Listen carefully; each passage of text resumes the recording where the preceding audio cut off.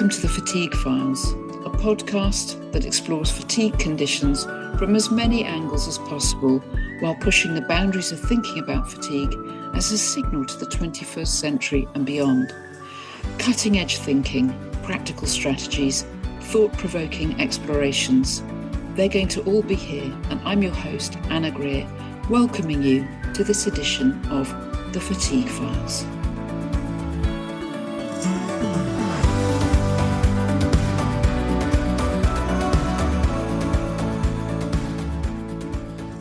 Hello everyone, welcome to another edition of the Fatigue Files. I'm delighted to have with me today Athene Knufer, who works as a neuroscientist, a former neuroscience researcher, I believe, Athene. Yeah. Now they're doing somatic practice, working generally in the field that we call mindbody, and we might even to get into that whole terminology because, you know, the hyphenation is itself an interesting area to discuss. So Athene, welcome. It's just lovely to have you on the show. Thank you so much for having me, Anna, and it's lovely to come back together in this way. Yeah, it is delicious. Do you want to tell people about the interesting kind of move from neuroscience research into working with somatic embodied practice? Yeah, I would love to. So as you well know, I was a very hardworking neuroscientist at the time where I, developed quite complex symptoms of chronic illness, whatever term one might prefer to use here, chronic wellness, adaptation to what was happening in my life. And I mean, it was a very radical change in that I had been working at the bench, for many years, doing my PhD. And at the time I was doing a postdoctoral research position at the University of Cambridge, working on neuroplasticity in development and early development, embryonic development. It was the pandemic and COVID happened. We were one of the first labs who were allowed to work at the bench again. And we were talking about this thing called long COVID, and we were talking about, the different complexities of chronic illness that we were hearing about. And I just remember thinking, God, I would hate to develop something like that. And at the time, I had actually newly developed chronic pain. And I was starting to learn, perhaps for the very first time, what some of my neuroscientific learnings actually meant on an embodied level, because I was starting to learn a little bit about, pain neuroscience as it applied to my personal journey. But there was still, a real resistance, I think, to fully integrating that. And I was, I think, pretty obsessive about finding any bit of damage that might have been done to my various joints and things like that. Not to say that that's not also an important piece, but there was this transition period of really contextualizing the things that I was learning about and researching with my own bodily experience. And eventually, those things gained momentum and I developed many other symptoms. I myself became bedbound for a time, about a year. And when I was bedbound, I did not work at the bench, at least. And it put me into a bit of a space to do a lot of contemplation, right? About life, about who I was, what's my identity beyond being an academic, beyond being a neuroscientist. And at the same time, I did have a lot of knowledge. And, I knew about neuroplasticity, the nervous system's ability to change and shift. And that obviously also extends to other bodily systems as well. And with that in mind, even though there wasn't necessarily at the time, I think, a clear blueprint for me to follow that would lead to a guaranteed recovery, I just thought back to my bachelor's lectures and all of the different conditions that, are treated with a kind of neuroplastic approach. And I was just kind of a bit, emboldened, I guess, in my quest for recovering, take it what it may. And in the process of my own recovery, I also felt like I wanted to dig deeper into embodiment. I was terrified of being in my body at the time.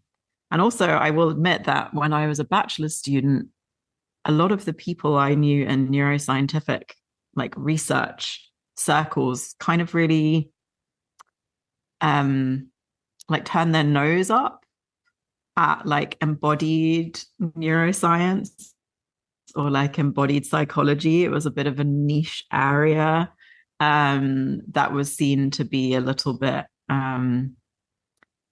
I would say that it wasn't fully taken seriously. That might have also been due to some of the specific research that was being done, but I always think back to those times because it did really reek of this Cartesian dualism of just the mind and body being very separate and the nervous system being the holy grail, but the nervous system as we understand it being I think very cognitive, cognitive, maybe perceptual, but that's the sort of realm where the focus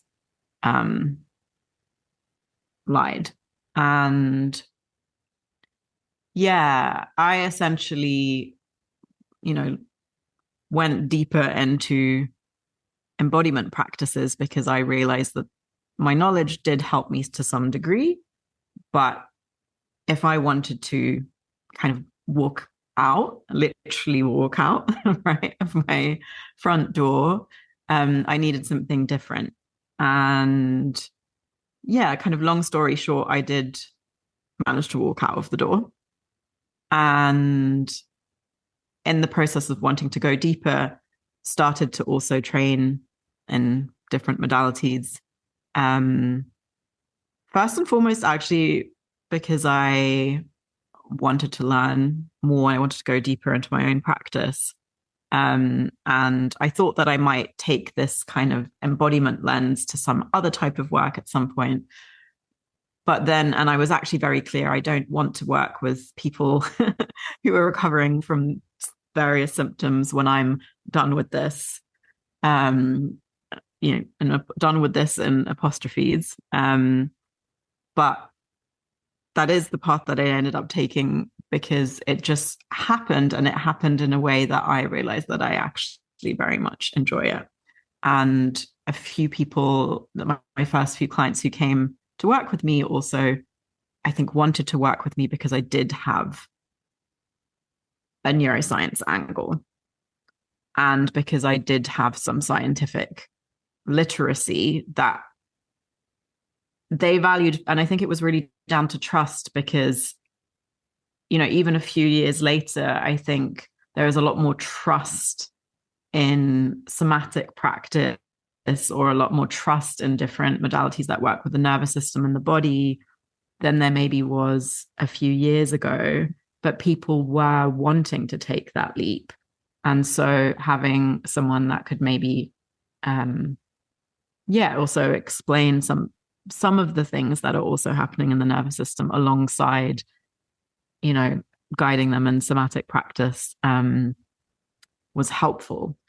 And I guess I still do bring that lens to my work, but I would say that I'm not overly oriented to bringing people into the depths of the scientific detail, because sometimes that's not actually what is necessary for transformation. I think it can be a very helpful framework. And for those people who are really, really interested and geeky and want to get geeky about it, I'm very happy to, humor that. But I think the transformation is actually often happening in being present with the body. Yeah, it's really interesting because obviously we're never anything but embodied. Right. Right. So it's an interesting dilemma, isn't it, when we say getting into the body? So it might be good to open out what we actually mean by that. So in terms of how you experience that and how you conceptualize it, given that we are always intrinsically material, always intrinsically inescapably embodied, what's the disconnect? Where do you see it coming from? Is it kind of sociocultural, philosophical inheritance? The kind of academic leaning towards the brain as CEO. I keep hearing people talk about the body and the brain as if the brain's not part of the body. And it's really, really interesting the way that we conceptualize and segregate. So where's it come from? And also when you approached it yourself, Athene, and when you're working with clients, how do you then invite practices that re-emerge the inherent embodied nature of intelligences, multiple, and the way that we can transform and heal in a kind of reflexive, self-relating way? So two sides to that question. One, where's the disconnect? How do you see it? And also then, like, how do you invite those practices of, call it re-embodiment, even though we know that we never actually left our bodies? Right. Yes. I will answer both aspects of the question, but I really appreciate that. And that is actually almost like a bit of a tease of how I do work with people, right? Is that the body is not a scary place because you're already in it. And we can basically connect with the body in very organic ways, in ways that are already happening. Sometimes it's just noticing things that are already happening. But to kind of answer your questions consecutively, I do want to say a little bit about where the disconnect is. And, I do think that philosophical frameworks are part of it, and certainly we all know that Western medicine is very much like we have these separate systems, and the mind does this and the body does that, and the body has the cardiovascular system, and then we've got the digestive system, and there isn't much by way of trying to integrate these pieces together.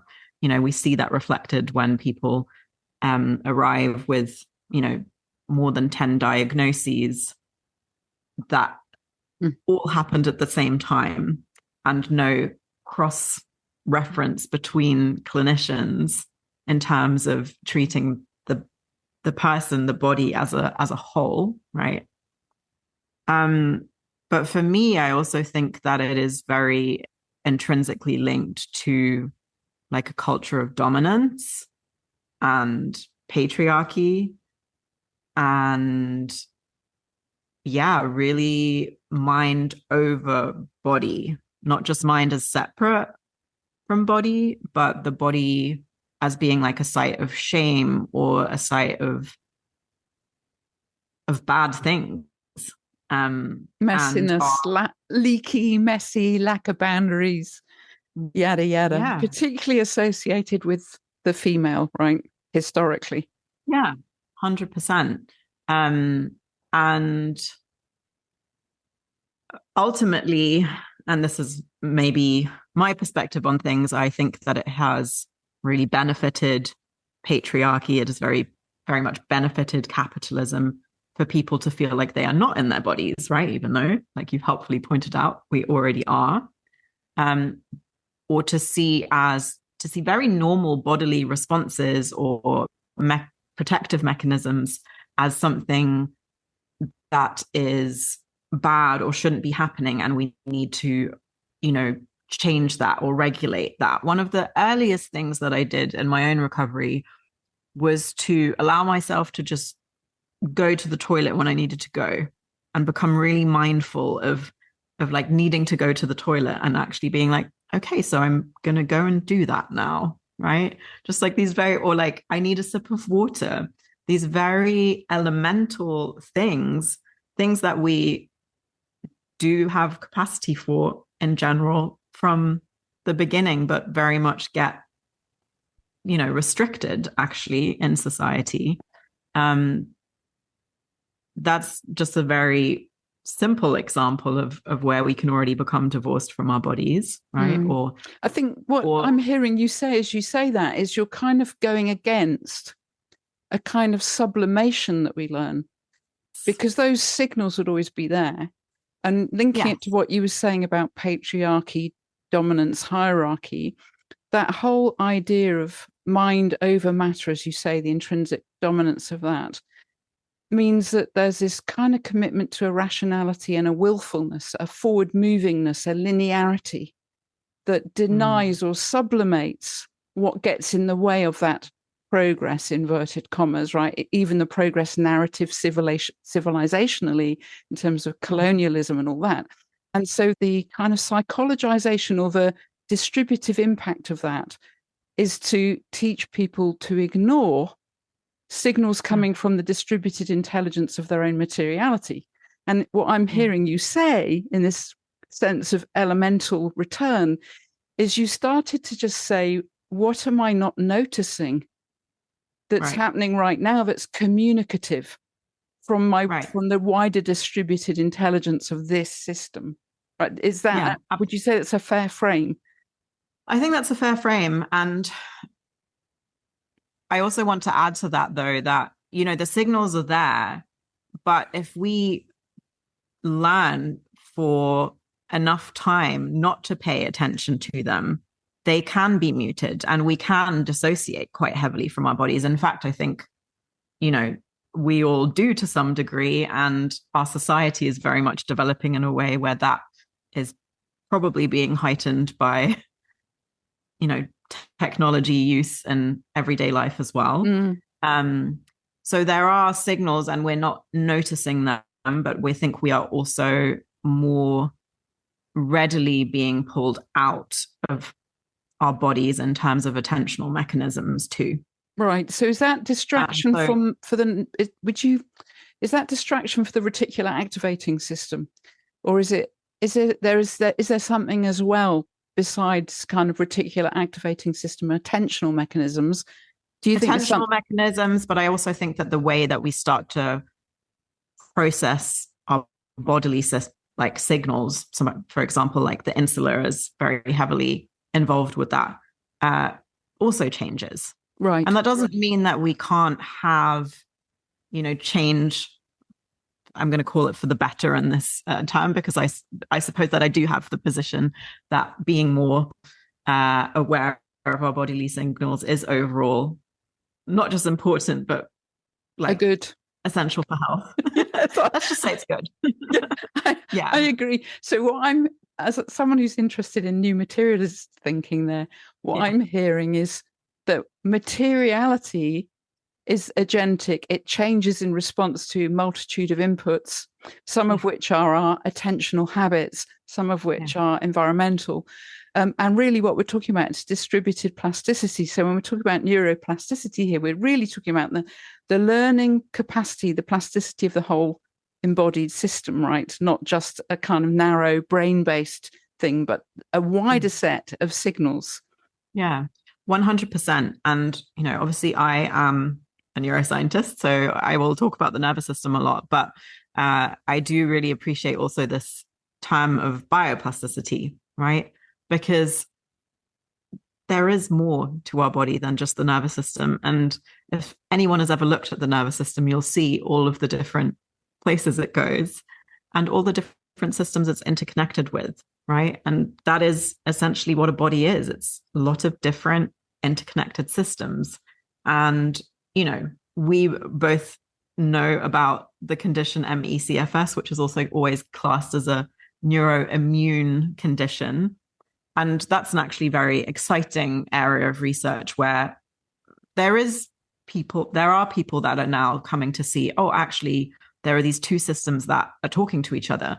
And in the scope of biology, that is, you know, for us, that's probably, well, that's not a surprise. But in terms of research, that's actually, you know, a forward step that there is even a field where people are like, let's look at how these two systems intersect with each other. It shouldn't be revolutionary.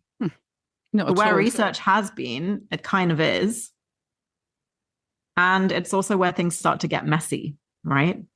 And so people do like to veer away from it because it's more complex. Yeah, it's more complex, and yet our siloing in academia, we do it in terms of disciplines. Yeah. We cut law off sometimes from politics, even though it's intrinsically political. It's always interwoven with economics, the underlying commitments of liberalism, capitalism. All these things are in play, and we silo these things out and study them separately unless we're critical scholars who are raging across disciplinary boundaries in transdisciplinary explorations. But we've done a similar thing there with the body. That's why I was chuckling when you said about the two systems speaking to each other. Like, why wouldn't they be? It's one communicative, is this not obvious? Well, I completely agree, right?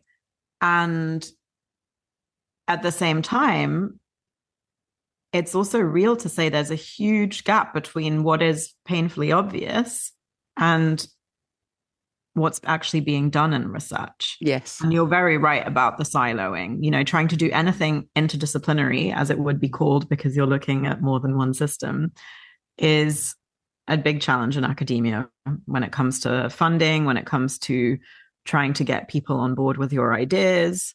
And I'm kind of back in this field of control and domination. Like, we love to put things into specific boxes.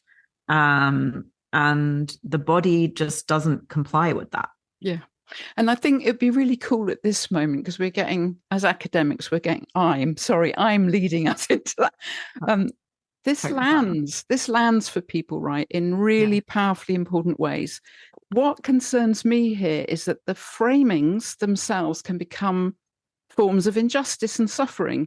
So if I'm taught, for example, that the answer to a complex multi-system response, such as MECFS, is one particular kind of approach. Let's say if I'm told that brain retraining alone is the answer, and I don't get the expected outcome, and at every stage there's a construct here, something's being constructed, I can, and I meet clients who do this all the time, label myself as a problem.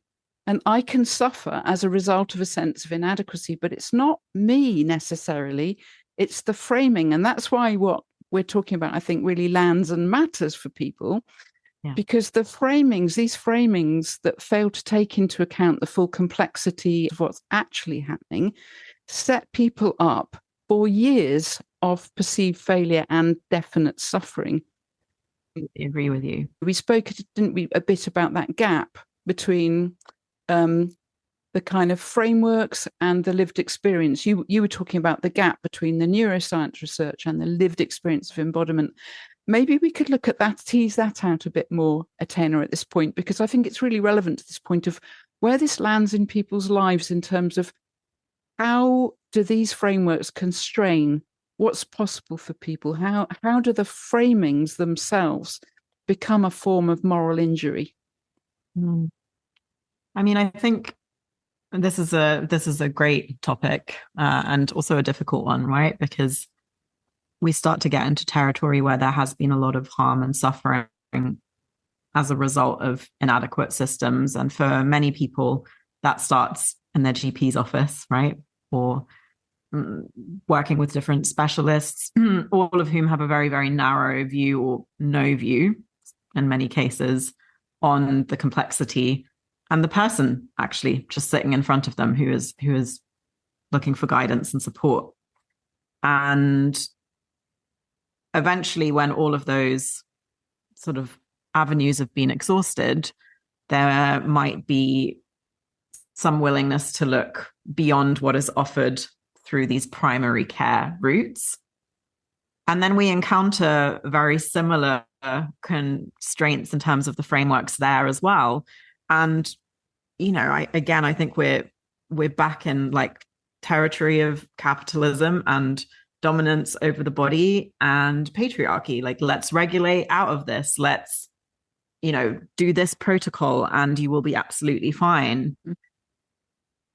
And I think people are, when they are in suffering, very, very vulnerable. Not that they don't have agency and power, of course, we know that too. But there is a failing of these systems and the people working within these systems too, in really bringing like care to people that is broad enough, but also contained enough to really support people where they're at within their unique life circumstances. And there simply is not one way to recover. I think if we look at all the different people who do recover, sure, can we find some principles? Can we find some overlaps? Absolutely. But it's very, very important to actually say that these narrow definitions, these narrow treatment protocols or frameworks, actually put people into a very unhealthy focus on a holy grail or a kind of magic bullet. And I think this actually tends to tap into, much deeper wounding as well for people. Yeah. And also the fact, I mean, for me, and you might disagree with me and you're very welcome to, but where I've got to on this now is I see this as so multi-layered. And I read embodied communication as in symptoms as intelligent. They're modes of intelligent communication. They're not necessarily, even the language of dysfunction bothers me, because actually what we're talking about is a highly functional response to a mismatch between what a body requires in terms of its deep time evolutionary intelligence and what it's being confronted with in day-to-day life. So when we talk even about nervous system, I mean, obviously the emphasis on regulation, of course we want to be flexible. Doesn't mean we always need to be calm, right? We want to be able to be activated when it's appropriate. We want that agentic flexibility, a capaciousness, yes, the capacity to hold discomfort, to process discomfort, and a wisdom, coming back to interoceptive attunement, this sensing of the body, this sensing of the intelligence, the ability to understand, yes, it's a flawed guru because sometimes it does get stuck in loops, but equally the fact that it's communicating in that way means something, and we can learn enough to engage with it intelligently. But for me, the fundamental problem is this mismatch between the multiple layers of this incredible intelligence that we are and modern contemporary conditions. So talking even just about the nervous system for a moment, I know that if I get up to daylight and expose my suprachiasmatic nucleus and skin to sunlight at a certain time, that sends a signal to my nervous system, this much elevated, shibboleth in some quarters. I don't necessarily need to be doing deep breathing exercises and mantras and all the rest of it, helpful as those are. It is a necessary but not sufficient condition, perhaps, for me to work if I've got a nervous system that leans in one direction too much in terms of there's not adequate flexibility in its range. I don't want to say dysregulated because I don't actually think it is. I hate that word. It's not dysregulated. Go on, please say more about that, please. I want to hear. I mean, it probably honestly took me a little bit of time to have the sort of critical lens of it in the way that I do now, right? We all start somewhere. I think partially just because I was so excited by the fact that I could do something with my body and my nervous system, right? And it didn't occur to me straight away that this word regulate also comes with a form of control, or it can do at the very least. I was recently reflecting on, this time 4 years ago where I had just essentially, been brain retraining, as people call it, and sort of left post-exertional malaise behind. And at the time I would have said, it was the nervous system regulation, it was the brain retraining. But actually what was happening was that I had, through various means, accessed enough of a felt sense of inner and outer safety that made it possible for my body to have capacity to walk again, for example, without, some form of, payback afterwards. And I really dislike this word dysregulation because it's sort of a value judgment, right? It's, oh, your nervous system is doing this. It's not a million miles away from saying that's bad, or it shouldn't be doing this, or it's faulty. And so again, we're in the territory of thinking of the body as something that has to be fixed. Whereas, like you say, we have deep evolutionary history. A lot of our essential bodily functions are, connected to very evolutionary ancient parts of our nervous system also. They're still alive, present now, right, Athene? Evolution is, right? It's there now. Like my mitochondria are millennia older than even a body form, right? And they, in this present day, Anna, mitochondrial evolutionary intelligence is at work all the time.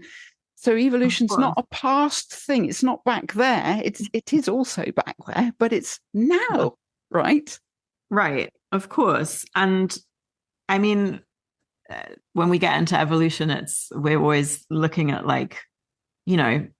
time scales. And I think people think of it as like, okay, we see these big measurable changes over very, very long time scales. What about the adaptability and the change that is happening within one organism and within its lifetime, right? I'm with you on that. So I'm also with you as seeing symptoms as intelligence and as messages. And I think, again, it took some time to understand that what was happening was a sort of invitation to look at my life and to look at how I related to my person, to my body, and to sort of really connect that with the symptoms themselves are not wrong. And they're not a sign of having done something wrong. I'm very interested in early development also, and, the ways that our early experiences sort of shape our bodies and our nervous systems. And I really think that a lot of the time when we're approaching the body and symptoms from this lens of regulation or regulating the dysregulated, we are doing this from a place that is still telling ourselves in a way or communicating in some way that we're not good enough or that our body is not good enough. And I think that's a really important thing to uncover when it is present for people, which it often is in my experience. Yeah, it's really fascinating, isn't it? Because obviously there are optimal modes of function. Yeah. And it makes sense to think about support that. What tends to well-being, like a body that's producing sufficient energy, that is, flexible, strong, grounded, all that. But absolutely. And the interesting thing about this more somatic approach, of course, is that the body keeps performing those patterns. So I might have a stuck fascia pattern that's carrying a specific association to a specific time in my life that I can either access through, it's a kind of network gestalt, isn't it? I could access it maybe through working with the original prediction, or I could access it directly through the fascia and actually, somatically unlock a pattern that I've been running unconsciously. I love the fact that it's so distributed and there are so many different ways in. But I'd love to talk to you in particular, Athene, about the whole idea of prediction error, because the whole system runs on prediction, right? And it's the body that feeds back the mismatch between what the brain expects. The mismatch comes from somatic information. And it seems to me that all successful therapeutic change in one way or another manages to disrupt an existing pattern to produce enough flexibility and choice for a more agentic, choiceful pattern of an alternative. In a sense, it doesn't matter which alternative, but because what you're doing is you're unsticking a counterproductive pattern. So I want to talk to you about this because I know you're a neuroscientist, and I'd love you to really get into memory reconsolidation for anyone who hasn't come across it, how important it is, and also how distributed it is. It's not just a brain thing, although we talk about it in brain terms and it happens in the brain, but how that works somatically as well. I'd love you to open that up if you're up for it. Yeah, of course. Yeah. So as you already said, with prediction error, we might, for example, already be able to interpret a signal that is coming from the body as pain because there is a prediction that that is the information that will be received before the body even has a chance to really make itself known, right? And there's a lot of talk about, for example, the vagus nerve, right? It gets a lot of attention, and how we have all of this input coming from the body. And I'm not going to go on and on about the vagus nerve because it's just one nerve, but I do think it is really important to know that when we are receiving feedback from the body, our nervous system can already, or our brain in this case, can already have a lot of different shapings that influence how that signal is perceived in terms of, for example, sensation. And we do think about this a lot in terms of pain, and they're certainly the neuroscience is most established at showing this at different levels of physiology. But I think it's also very apparent that this very much translates to other somatic experiences also, where there is a lot of complexity, right? And this mismatch, however, between maybe there is normal, neutral information coming from the body, maybe even safe information, right? And there being a sort of top-down prediction in this case that is coming through a lens of lack of safety is one that we can really work with, like you said, therapeutically. And there are lots of different ways to do this, but the way that the nervous system essentially updates its predictions is through really showing it this mismatch on an experiential level, right? And so a simple example of that would be to learn to attend to sensations that are very much probably shouting at you and that make you feel like you're in terrible danger with slightly more neutrality than yesterday, or a safe presence at the same time. And that safe presence might come through the therapist sitting in front of you who is smiling at you warmly, or a touch of a hand, right? A safe presence along with a signal of danger. You talked about memory reconsolidation. And so there we're really thinking about that there's actually a re-experiencing that can happen for people of certain embodied memories. So we're not just talking a visual scene, but a happening in the whole body, that there was something about the situation now that is making our whole body re-experience something from the past, which may be colored, right? Which may be challenging, traumatic even.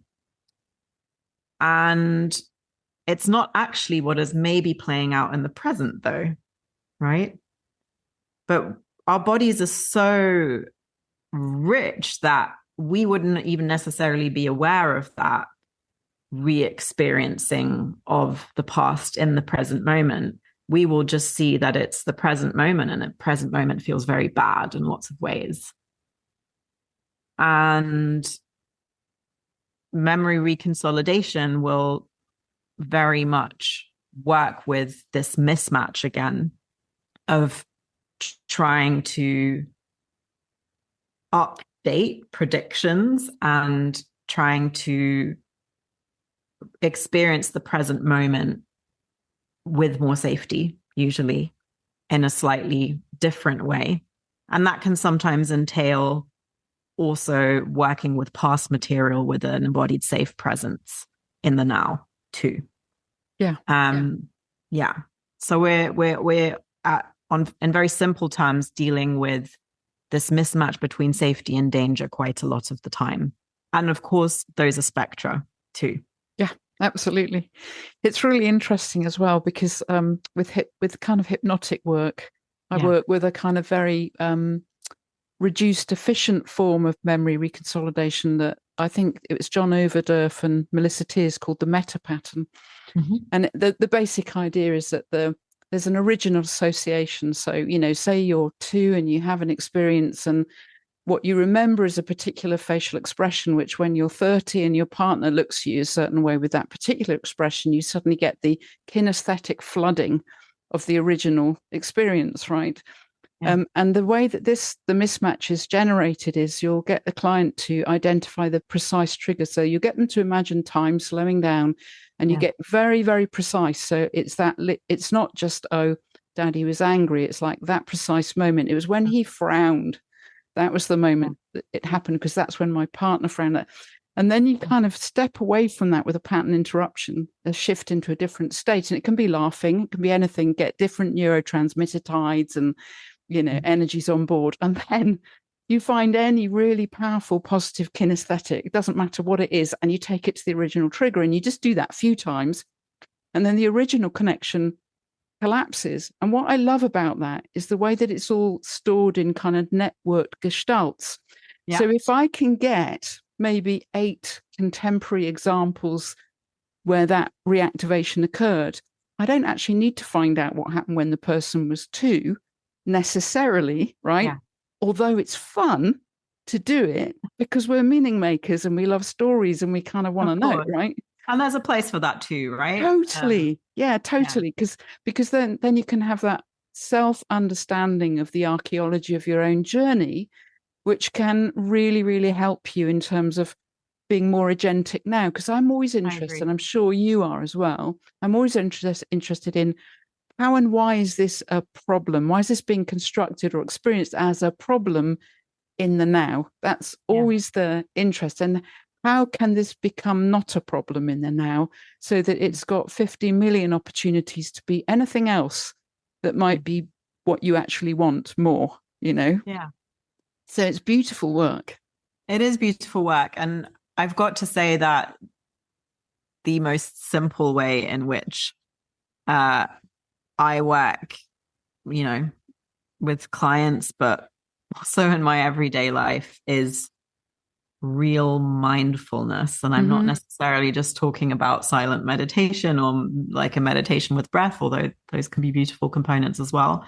But for a lot of us, finding enough slowness and attention to the present moment, the things around us, this like small amount of slowing can sometimes be enough to already elicit lots of little mini mismatches in the present, right? Without deeper therapeutic work. Yes. And it can make people more aware of their thought patterns or of the safety you enjoy around them, you know?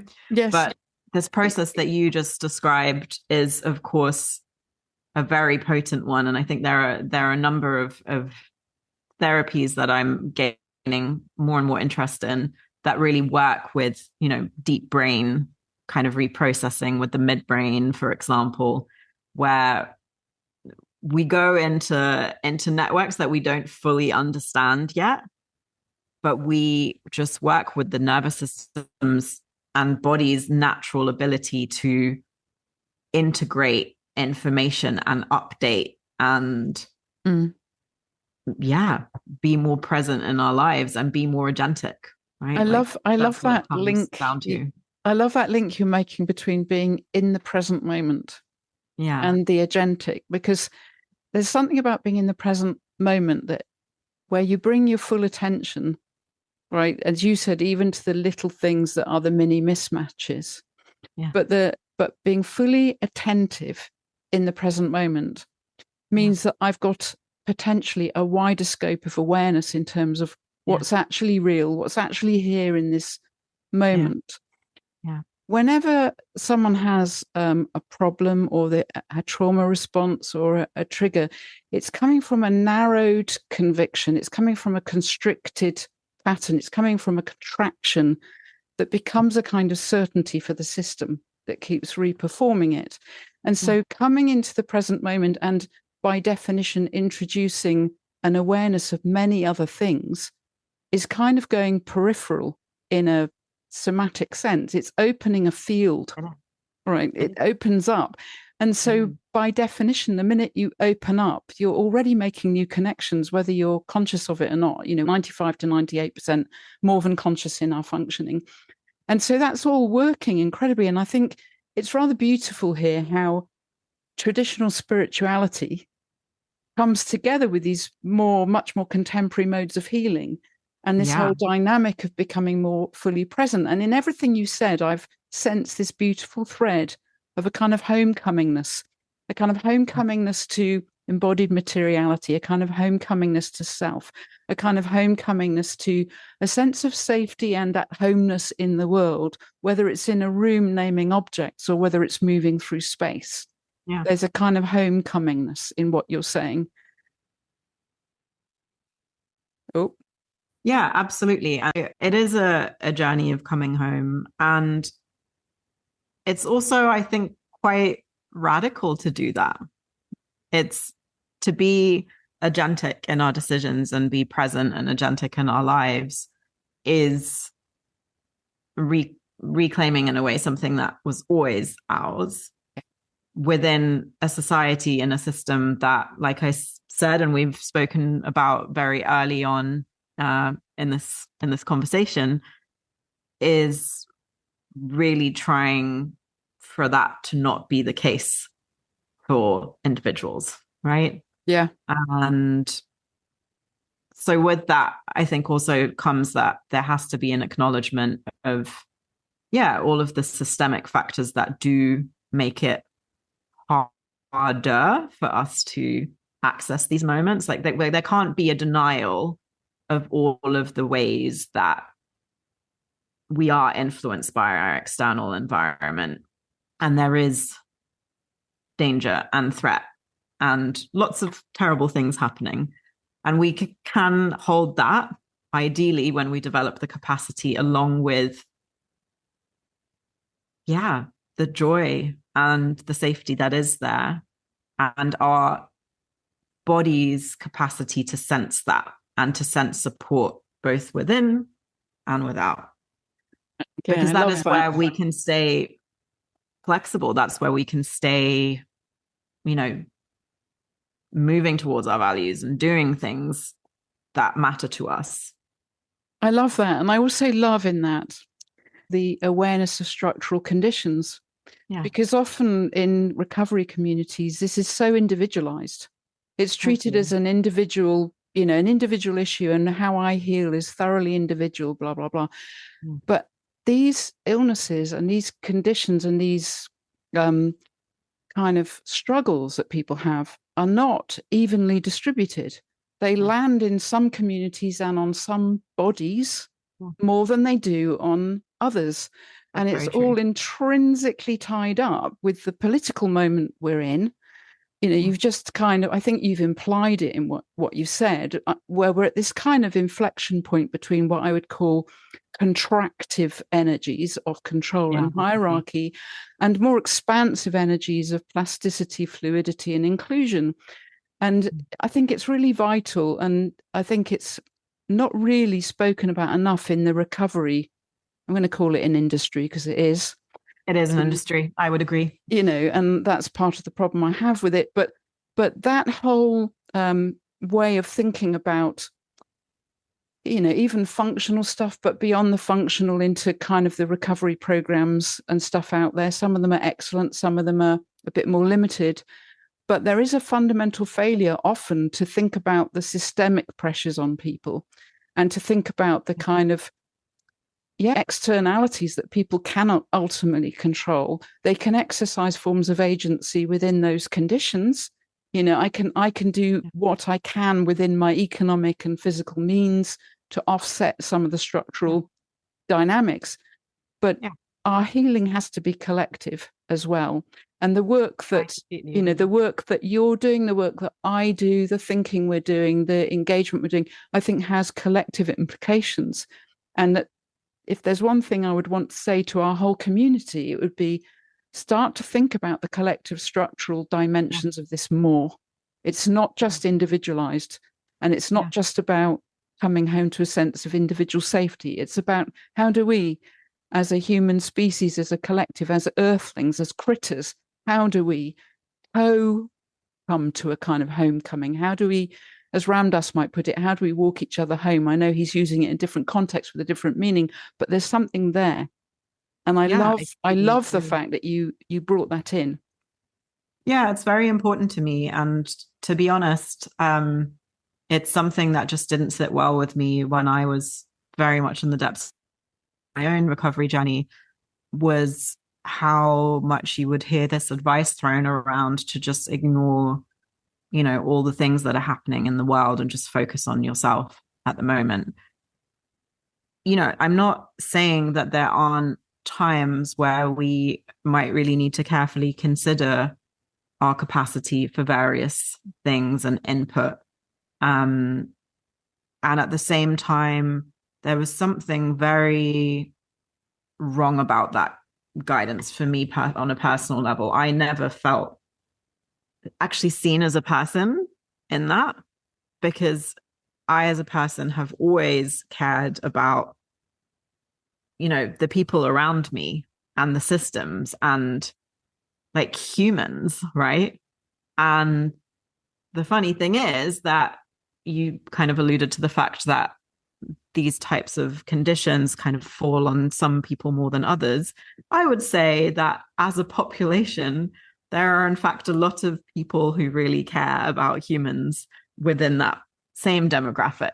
And so to ask them to essentially ignore the collective, which I've seen happen more times than I can count. I have clients come to me all the time saying, I'm feeling this grief about what's happening in Palestine, or I'm feeling, really sad about the fact that everyone is so lonely and I don't have a means to help. Should I just ignore that? Should I just try and stay away from it? They're asking these questions, and I just see it actually contracting and disconnecting them a lot of the time. And, one of the things that we learn over and over is that we do often have a bit of resource even when we thought that we didn't have some, or we do have a little bit of capacity there. That doesn't mean that we don't need to learn boundaries or our limits. In fact, that's a very, very important piece for a lot of us in recovery. And at the same time, it's always and, right? Not but, it's and. We do have capacity to care about the collective. And when in this industry there are solutions presented to people to, recover, a lot of the time it's not just happening with a narrow framework, it's happening for certain people but not others, or without actually even addressing very real lived realities for people. And that's just something that I've taken issue with in my time in this space.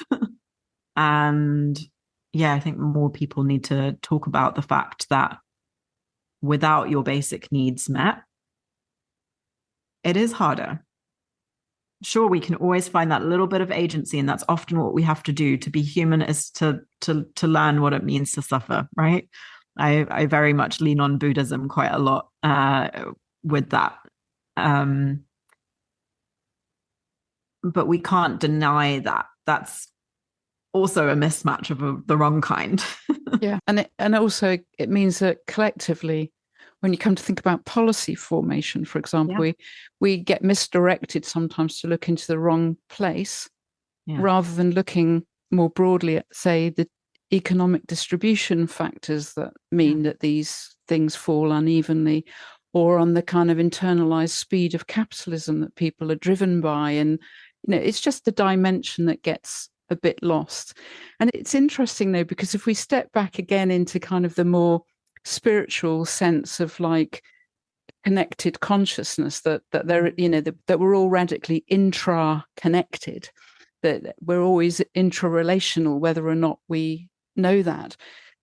I have found that people, when they're very severe, they might be bedbound, they might have very little capacity for anything at all. But one thing they've got a capacity for is a kind of inner evolution of the self, a kind of transformation of consciousness, which by definition contributes to the collective.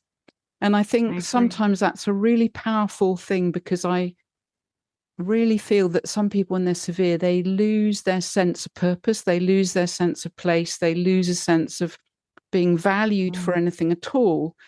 And, I know for myself, when I was at my most severe, I was literally trapped in my psyche. That was where I was stuck and nowhere else to go, right? Yeah, same.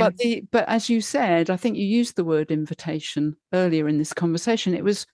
I wouldn't wish it on anyone, let me be clear, but it was invitational, and somehow it became a mode of transformation, which meant that the transformation went very deep into like the layers of self that might otherwise never have been challenged, areas of shadow that might otherwise have been unconsciously acted out in the world. And obviously, I'm not saying I'm fully worked out. No one is. But nevertheless, the invitation here, even if you're severe, when you think about the collective dynamics of this, there's something quite empowering about knowing that the work you're doing in your own psyche, trapped in a bed, is nevertheless part of a greater contribution.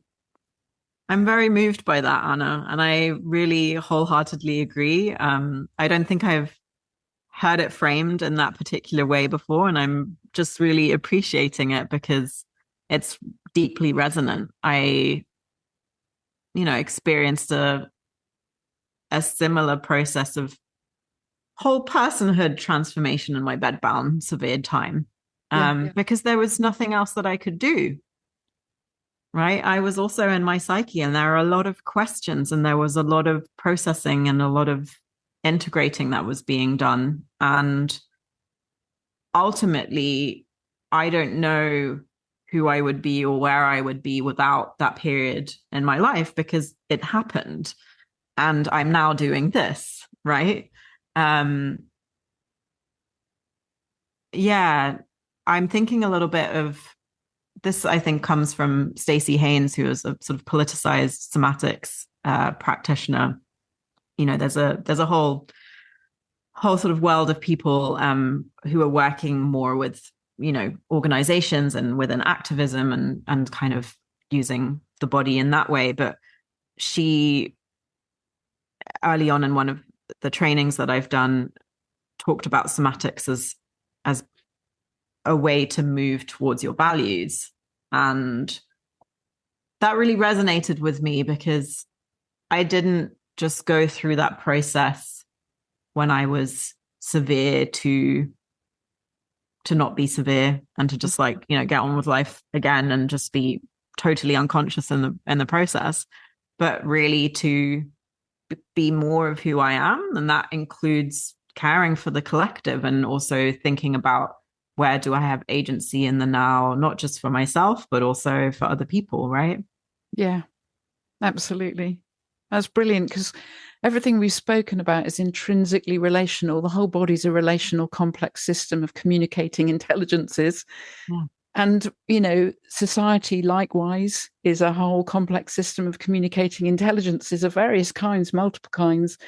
And there's something rather beautiful about maybe leaving our conversation on this kind of inflection point, where we've been so aware of the political inflection point and the difference between contraction and expansion, between rigidity and fluidity and plasticity, and just kind of leaving it there invitationally for people to maybe reflect on that. And the more invitational dimensions of this experience that so many of us have been pulled into willy-nilly against our will, but which nevertheless has been so profoundly, transformative. And it would, it's far beyond recovery, isn't it? Recovery kind of implies a going back to something, whereas this is really about radical evolution of the self and becoming more than. Amen. Yeah, amen.